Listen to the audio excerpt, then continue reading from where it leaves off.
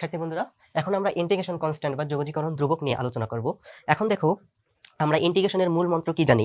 আমরা ইন্টিগ্রেশনের মূল মন্ত্র জানি যে কোনো একটা ফাংশনকে ডিফারেন্সিয়েশন করে যে ফাংশন পাওয়া যায়, ওই ফাংশনকে যদি আবার ইন্টিগ্রেশন করি তবে আমাদের কি মূল ফাংশন ফিরে আসে। তাহলে দেখো এরকম, অর্থাৎ আমাদের কি, অর্থাৎ এরকম যে আমরা জানি কি যে ddx of f of x, ddx of f of x সমান সমান যদি আমাদের কি হয় g of x হয়, তবে আমাদের কি, তবে g of x integration g of x dx সমান সমান হবে কি আমাদের f of x। এটা হচ্ছে আমাদের কি ইন্টিগ্রেশনের মূল মন্ত্র।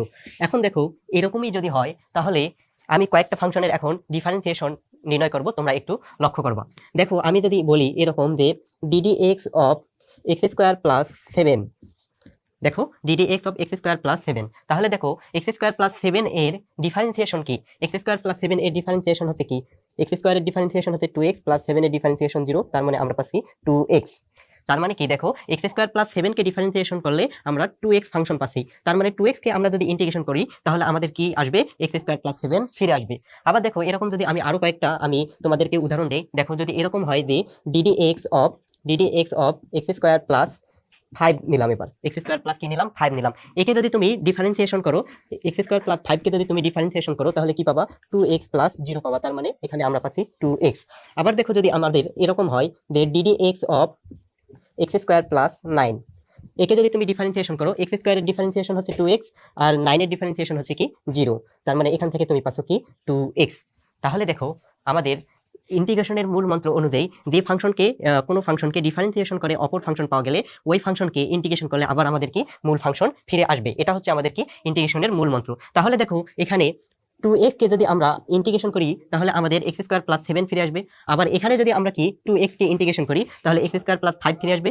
আবার এখানে দেখো, এখানে যদি 2x কে আবার ইন্টিগ্রেশন করি তাহলে x স্কয়ার প্লাস 9 ফিরে আসবে। কিন্তু ঝামেলাটা এখানে একটা ঝামেলা আছে। ঝামেলাটা কি? দেখো এক এক সময় এক একটা আমাদের ধ্রুবপদ আসতেছে। এখন যদি তোমাকে বলি যে নির্ণয় করো তুমি integration 2x dx, integration 2x dx এর তুমি কি করো? ইন্টিগ্রেশন নির্ণয় করো। তাহলে দেখো তুমি কিন্তু এক ধরনের ঝামেলায় পড়ে গেলা। এখানে 2x এর মানে দেখো x স্কয়ার প্লাস 7 কে ডিফারেন্সিয়েশন করলে আমরা কি পাই? 2x পাই। তার মানে 2x কে যদি আমরা ইন্টিগ্রেশন করি তাহলে x স্কয়ার প্লাস 7 পাবো। তাহলে দেখো এখানে 2x কে ইন্টিগ্রেশন করলে x স্কয়ার প্লাস 7 পাচ্ছো, এখানে 2x কে ইন্টিগ্রেশন করলে x স্কয়ার প্লাস 5 পাচ্ছো, এখানে 2x কে ইন্টিগ্রেশন করলে x স্কয়ার প্লাস 9 পাচ্ছো। এখন তুমি কোনটা নিবা? এইটা নিবা না এইটা নিবা না এইটা? কোনটা? একটা ঝামেলায় পড়ে গেছো কিন্তু তুমি। কিন্তু এখানে দেখো আমাদের প্রথম যে টার্ম x স্কয়ার, এই টার্মটা আমাদের কিন্তু প্রত্যেকটাতে সঠিক আছে। কিন্তু এখানে দেখো আমাদের ধ্রুবপদগুলোর আসলে কি হচ্ছে? ভেরিয়েবল হচ্ছে।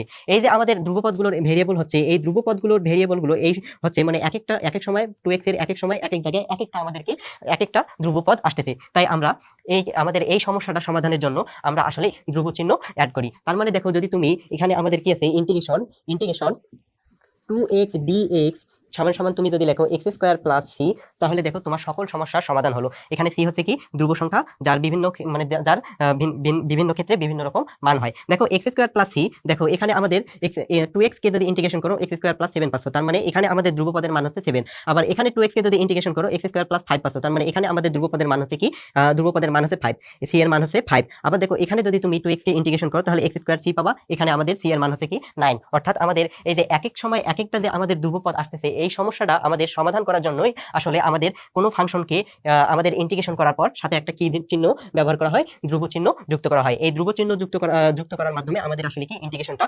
পূর্ণতা পায়।